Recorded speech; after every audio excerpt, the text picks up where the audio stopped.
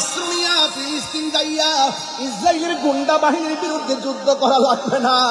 আমার মনে হয় বাংলার জমিনের আশিকের চোখের পানিগুলা ইসরায়েলের জন্য ক্ষেপণাস্ত্র হয়ে যাবে। কথা বলেন ঠিক কিনা? এই জন্য যুবক ঘরে বসে বসে দোয়া করেন আর আল্লাহর কাছে বলেন, আল্লাহ মুসলমানদেরকে তুমি রক্ষা করো। ছোট ছোট বাচ্চারা কি কই জানেননি? ঘুম আসে না রে, ঘুম আসে না।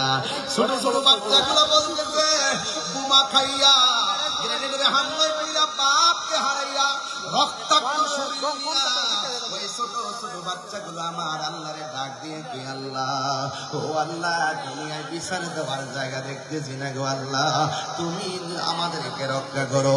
বিচারটা স্বয়ং আল্লাহর কাছে দিয়ে দিচ্ছে। এই ফিলিস্তিনি ছোট্ট ছোট্ট বাচ্চা বুলেটের সামনে কেন দাঁড়ায় যায় জানেননি? ওরা ডাক দিয়া কয়, ইসরায়েলের গুন্ডা বাহিনী শোন শোন, আমাদেরকে যা মারতে পারিস মারতে থাক, কিন্তু একটা কথা মনে রাখিস, কিয়ামত পর্যন্ত আমরা রক্ত দিতে থাকবো। এই রক্তের বদৌলতে মসজিদে আকসা আমরা রক্ষা করবো। কথা বলেন ঠিক কিনা? এরা যদি সামনাসামনি এমন ভাবে জীবন দেয়, আমরা কি দুই হাত তুলে তাদের জন্য দোয়া করতে পারি না? আবার দুইটা হাত তুলে তুলে বলেন আল্লাহ, হে বাজা মানি না জোরে বলেন আল্লাহ।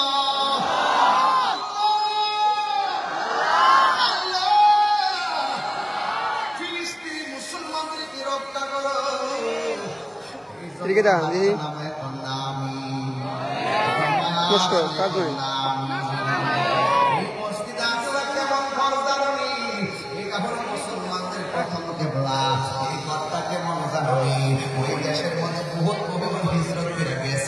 আশেপাশে ওই নবীদের মাজারের অভাব নাই।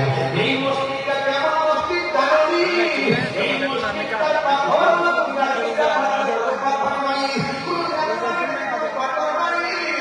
ইন্ডিয়া কিংবা সুনামগঞ্জের পাথর নয়, জাফলংয়ের পাথর নয়, পতেঙ্গার পাথর নয়। এই মসজিদ আকসার পাথরগুলো সমুদ্রের নিচ থেকে ওঠানো হয়েছে। কোন মানুষের পক্ষে ওই পাথর তোলা সম্ভব না। এই পাথরগুলো কোনো মানুষ মেশিন দিয়ে তোলা সম্ভব না। এই পাথরগুলো আমার আল্লাহ বড় বড় স্পিডে পাথরগুলা তুলছে। এই প্রত্যেকটা পাথরের গায়ে কি লেখা ছিল জানেন? প্রত্যেকটা পাথরের গায়ের মধ্যে লেখা ছিল সূরা ইয়াসিন। আল্লাহু আকবার। পাথরের মধ্যে লেখা ছিল সূরা ইয়াসিন। আল্লাহু আকবার। তোমরা কেন এই সবচাইতে বড় কথা কি জানেন? কারণ এই মসজিদটা এমন মসজিদ, যেই মসজিদে আমার নবী মেরাজে যাওয়ার সময় 2 রাকাত নামাজের ইমামতি করেছেন। আমার নবীর পিছে 1,24,000 পয়গম্বর মুক্তাদি হয়ে নামাজ আদায় করেছে।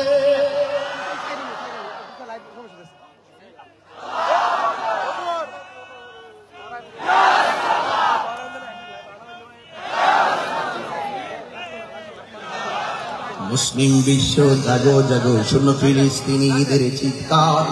মুসলিম বিশ্ব জাগো জাগো শোনো ফিলিস্তিনিদের চিৎকার। সময় এসেছে ঘুরে দাঁড়াবার প্রাণের দাবি আল আকসা। ঠিক কিনা বলেন না? মুসলিম বিশ্ব জাগো জাগো শোনো ফিলিস্তিনিদের চিৎকার।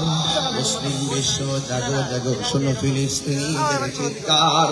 সময় এসেছে ঘুরে দাঁড়াবার প্রাণের দাবি আল আকসা। সময় এসেছে ঘুরে দাঁড়াবার প্রাণের দাবি আল আকসা। আকসায় আমাদের চেতনা, আকসাকে নিতে দিব না। আকসায় আমাদের চেতনা, আকসায় আমাদের চেতনা, আকসাকে নিতে দিব না। দাও জুড়ে দাও ইমানি হুঙ্কার প্রাণের দাবি আল আকসা।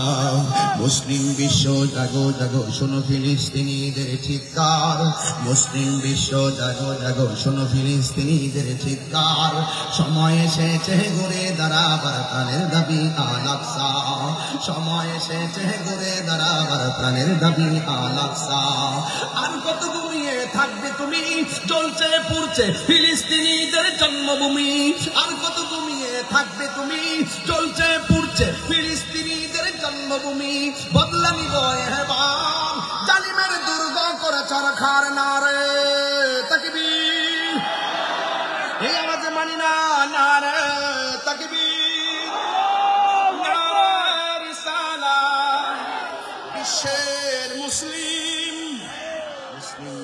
জাগো জাগো শোনো ফিলিস্তিনিদের চিৎকার, মুসলিম বিশ্ব জাগো জাগো শোনো ফিলিস্তিনিদের চিৎকার, সময় এসেছে করে দাঁড়াবার প্রাণের দাবি আল আকসা, ঠিক কিনা?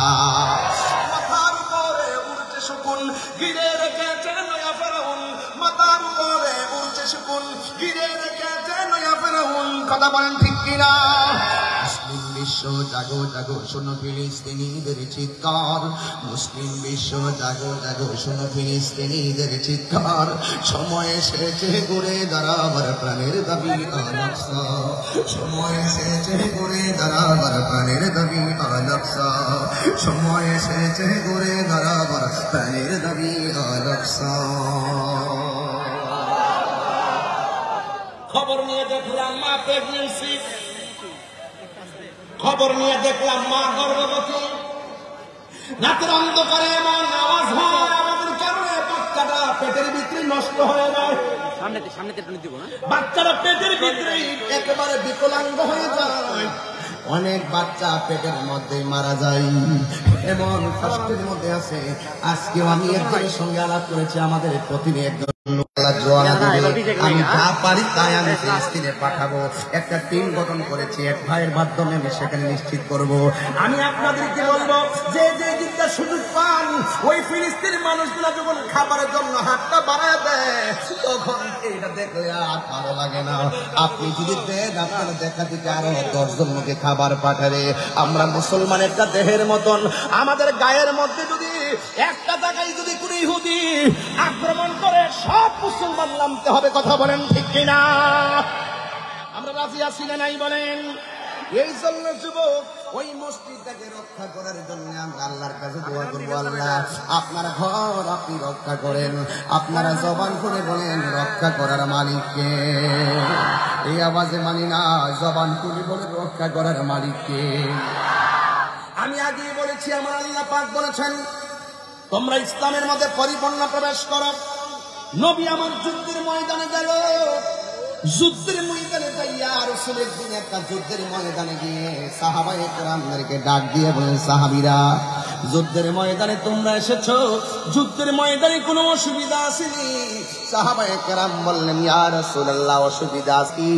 কই আমরা দেখতেছি কাফেররা দাঁড়াইছে এমন একটা জায়গায়, তাদের পিছন দিকে সূর্য উঠেছে, আর আমরা এমন একটা জায়গায় দাঁড়াইলাম যেই জায়গার মধ্যে আমাদের চোখের সামনে সূর্য উঠে, আমাদের চোখে যখন সূর্যটা লাগে, ওরা যখন পাথর মারে আমরা দেখি না, ওরা যখন তীর মারে সূর্যের আলোতে আমরা সহ্য করতে পারি না, দেখতে পারি না।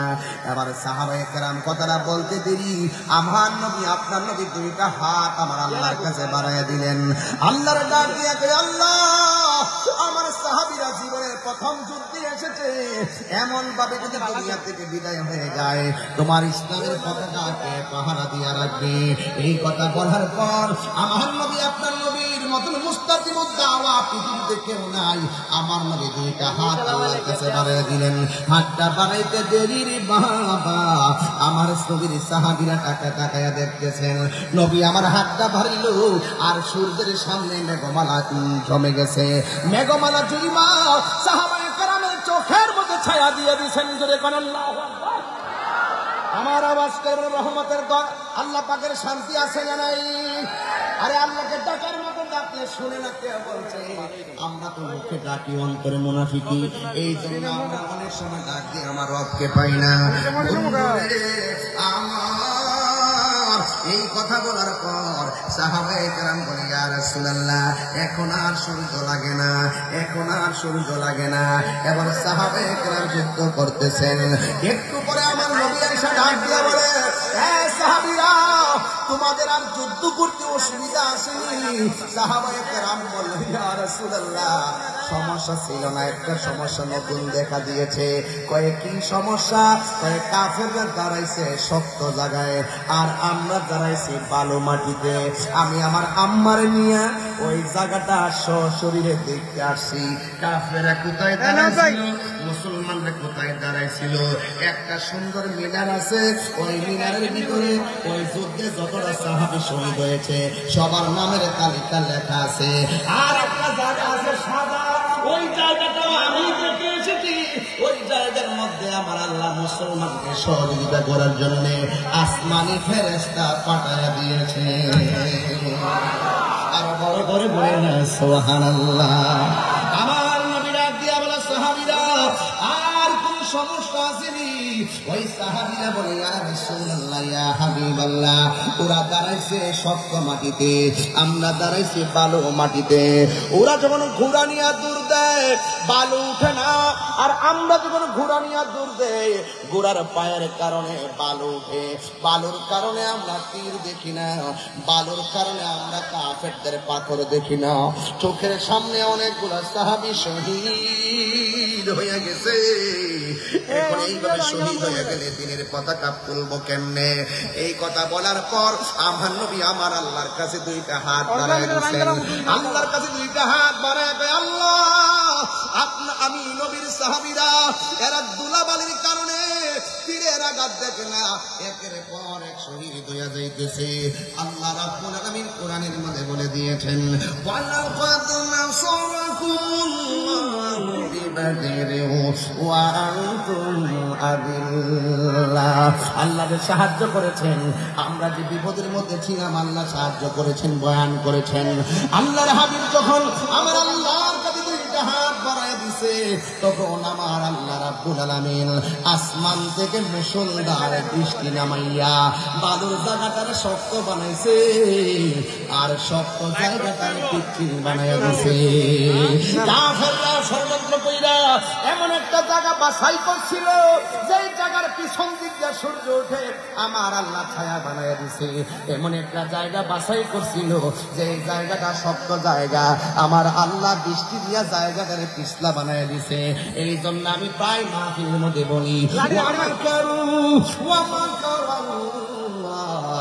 ওয়াল্লাহু খায়রুল মাকিরিন।